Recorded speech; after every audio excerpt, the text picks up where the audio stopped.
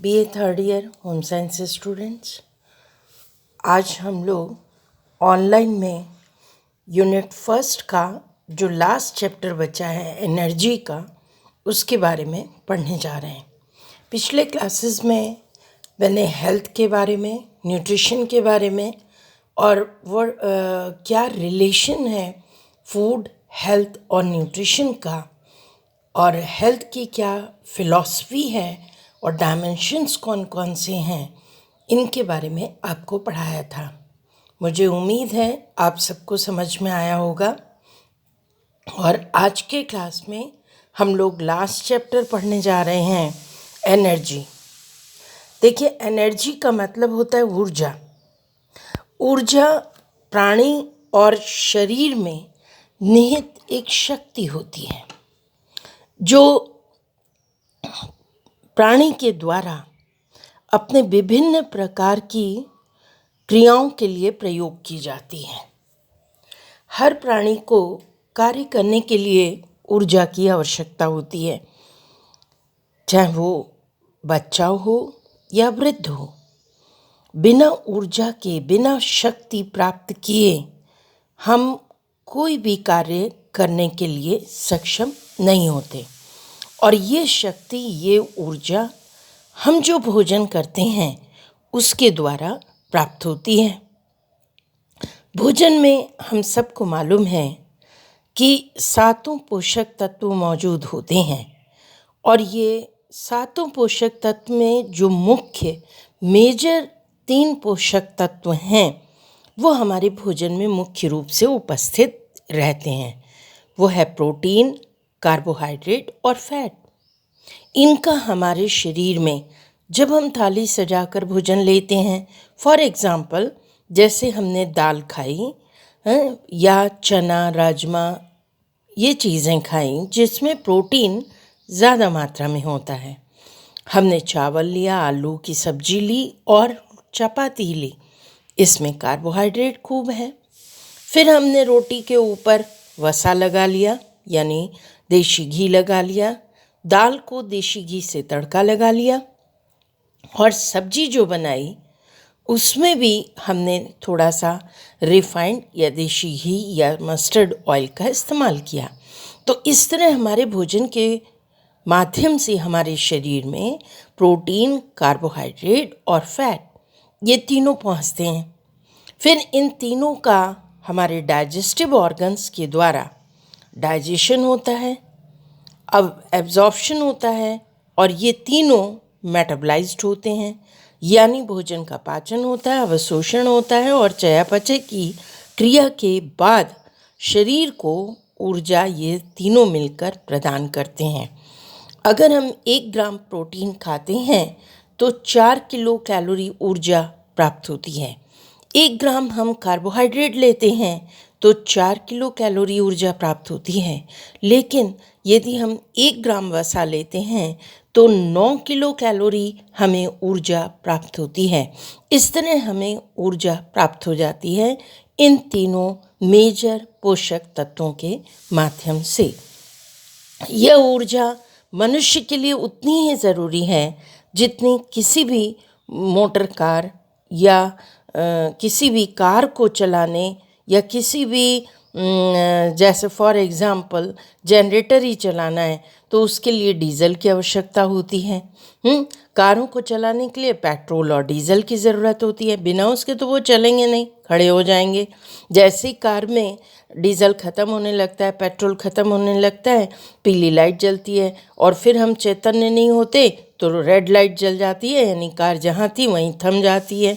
तो इसी तरह हमारे शरीर को भी बेटा, यदि इन पोषक तत्वों को भोजन के माध्यम से ऊर्जा प्राप्त नहीं होगी तो शरीर जहाँ है वहीं थम जाएगा, उसे कार्य करने में एकदम उसकी शक्ति समाप्त हो जाएगी। हम चाहे सो रहे हों या जाग रहे हों, चल रहे हों या दौड़ रहे हों, हर मनुष्य को ऊर्जा का प्रयोग करना होता है हर क्रिया के लिए। सोते समय भी ऊर्जा की आवश्यकता होती है। तुम कहोगे कि मैडम हम तो सो रहे थे। बेटा, हम सोते ज़रूर हैं। हमारे शरीर में 2 तरह के ऑर्गन्स हैं, एक तो आंतरिक ऑर्गन्स हैं आंतरिक अंग है हमारे शरीर के अंदर जो कि ऊपर से ढके हुए हैं। वो मोटे तौर पे यूँ समझो वो हमारा हृदय है, हमारी श्वास नलिकाएं, हमारे श्वास की पूरी प्रणाली, पाचन तंत्र की पूरी प्रणाली, उत्सर्जन तंत्र की पूरी प्रणाली और प्रजनन तंत्र की पूरी प्रणाली और सभी कोशिकाएं, सभी जो ऊतक हैं वो पूरे समय जागते रहते हैं, वो सोते नहीं हैं। सोते हैं हम तो हमारे बाह्य जो ऑर्गन्स होते हैं, आँख, नाक, कान, हाथ, ये सब शिथिल हो जाते हैं, हाथ पैर ये शिथिल हो जाते हैं। और तब भी हमारा मस्तिष्क चलता रहता है। कोई जरा सी आहट होती है हमारे कान सुन लेते हैं।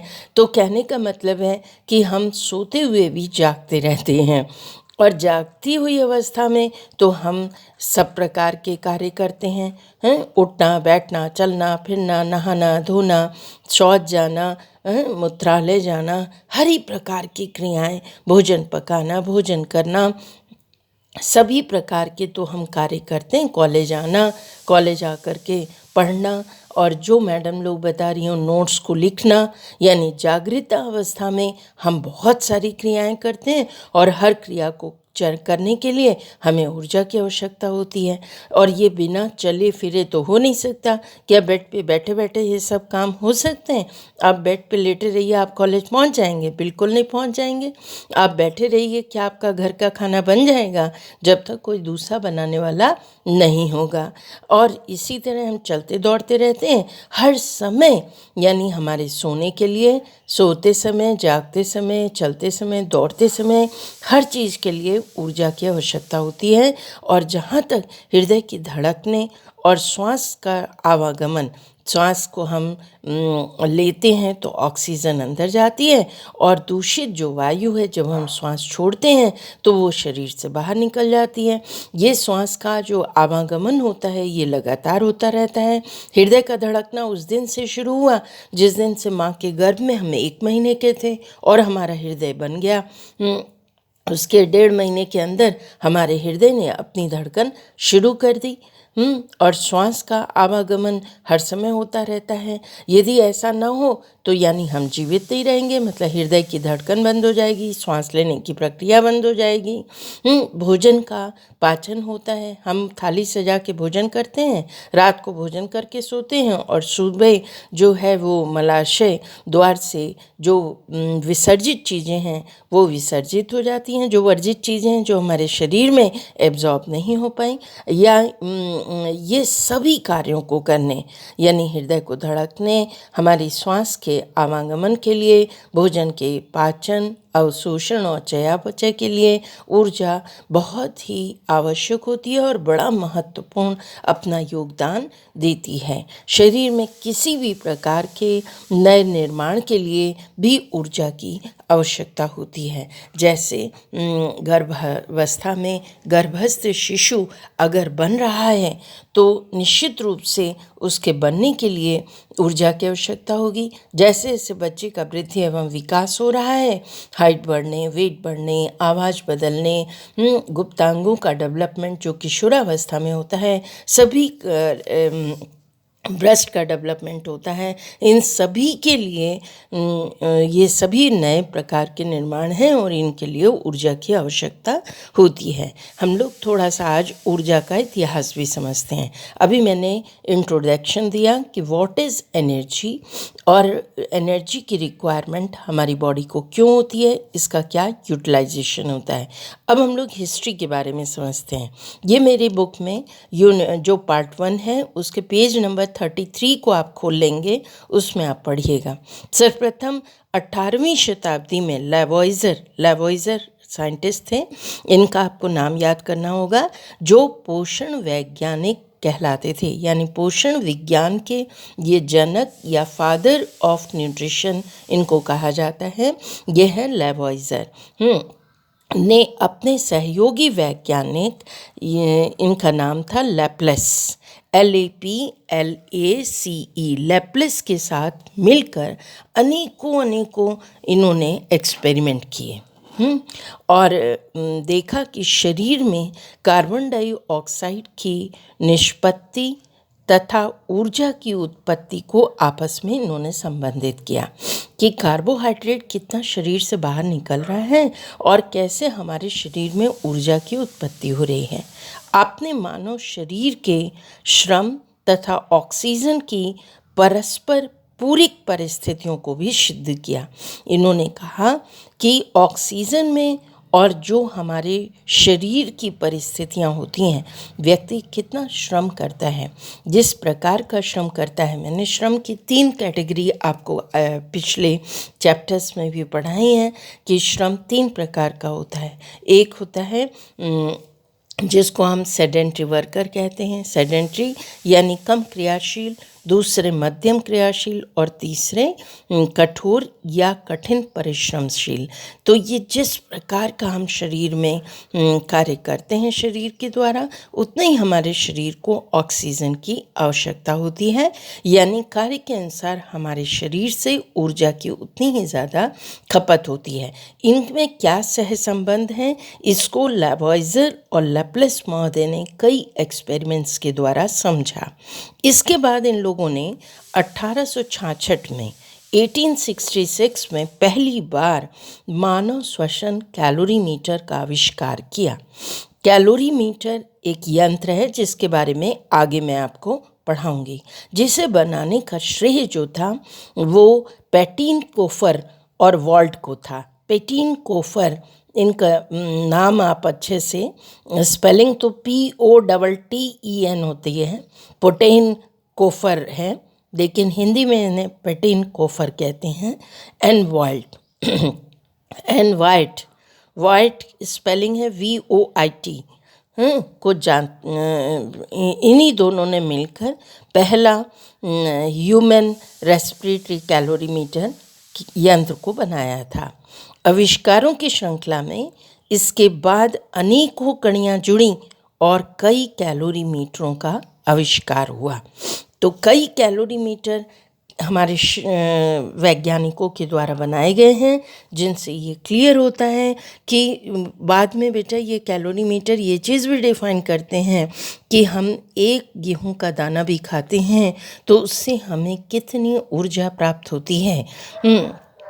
ऊर्जा की निष्पत्ति, ऊर्जा कैसे निष्पादित होती है। भोजन में 3 महत्वपूर्ण तत्व अभी हमने आपको बताए ना कि जो भोजन से हमें ऊर्जा मुख्य रूप से प्रदान करते हैं वो हैं कार्बोहाइड्रेट, प्रोटीन और वसा। ये जो तीनों तत्व होते हैं एंजाइम्स की सहायता से शरीर में ऑक्सीकृत होकर कार्बन डाइऑक्साइड तथा ऊर्जा का उत्पादन करते हैं। इसका मैंने एक फॉर्मूला आपको दिया है, या आप समझिए। देखिए, मेरी समझ में आप सबको दिख रहा होगा। मैंने 3 चीज़ें बताई, कार्बोहाइड्रेट, प्रोटीन और वसा मुख्य रूप से हमारे शरीर को ऊर्जा प्रदान करते हैं, लेकिन उनको ऊर्जा प्रदान करने के लिए कुछ एंजाइम हेल्प करते हैं। शरीर में ऑक्सीकरण मतलब ऑक्सीजन की प्रेजेंस में ऑक्सीडेशन का प्रोसेस होता है, जिसके परिणाम स्वरूप कार्बन डाइऑक्साइड, जिसे CO2 कहते हैं, और जल यानी H2O, हीट, जल और कार्बन डाइऑक्साइड तीनों की उत्पत्ति होती है। अब यूँ समझो, ये फॉर्मूला याद कर लेना। कार्बोहाइड्रेट एंड फैट जब ऑक्सीजन की प्रेजेंस में जलता है तो इससे हीट उत्पन्न होती है, यानी ऊष्मा उत्पन्न होती है, कार्बन डाइऑक्साइड उत्पन्न होती है और जल उत्पन्न होता है। प्रोटीन जब ऑक्सीजन की उपस्थिति में जलता है तो इससे कार्बन डाइऑक्साइड उत्पन्न होती है और यूरिया उत्पन्न होता है। ये समझ में आ गया होगा कि किस तरीके से ऊर्जा का उत्पादन हो रहा है। अब जो नेक्स्ट क्लास होगा स्टूडेंट्स, वो थोड़ा सा आप पढ़ कर के बैठिएगा अपनी क्लास में, ताकि आपको अच्छी तरह समझ में आए। पेज नंबर 34 पर है मेज़रमेंट ऑफ एनर्जी। इसके बारे में हम लोग समझेंगे कि अभी जो मैंने कैलोरीमीटर बताए हैं वो 2 तरह के आविष्कार हुए, एक डायरेक्ट कैलोरीमीटर और दूसरा इनडायरेक्ट कैलोरीमीटर। तो आज इतना ही समझो कि मैंने आपको एनर्जी की डेफिनेशन, एनर्जी का इंट्रोडक्शन बताया और हिस्ट्री ऑफ एनर्जी बताई हैं, और इसके अलावा कि प्रोटीन, फैट एंड कार्बोहाइड्रेट से ऊर्जा का उत्पादन कैसे होता है, ये आप अच्छी तरह समझ लीजिए। चैप्टर बहुत इम्पॉर्टेंट है आपके कॉम्पिटिटिव एग्ज़ाम्स के लिए, आपके अपने एग्ज़ाम के लिए, और अपने एग्ज़ाम में लॉन्ग क्वेश्चन भी आ सकता है और इसमें से छोटे छोटे क्वेश्चन शॉर्ट में भी आ सकते हैं, ऑब्जेक्टिव्स भी आ सकते हैं, इसलिए बहुत अच्छी तरह पढ़िएगा।